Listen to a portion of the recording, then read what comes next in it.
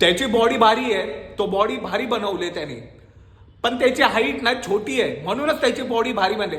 अरे मित्रांनो, काय लॉजिक वापरताय? सायन्स कुठे आणि तुम्ही कुठे आहे?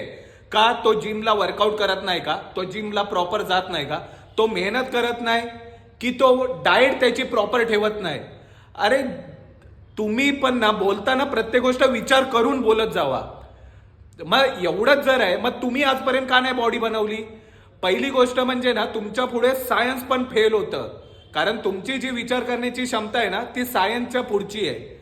आणि जर तुमचं एवढंच आहे ना त्यांनी बॉडी बनवली, मग तुम्ही आजपर्यंत बॉडी का नाही बनवली? का तुम्हाला जमलं नाही का मेहनत करणं त्याच्यासारखी, किंवा त्याच्यासारखं डाएट ठेवणं, त्याच्यासारखं फोकस राहणं?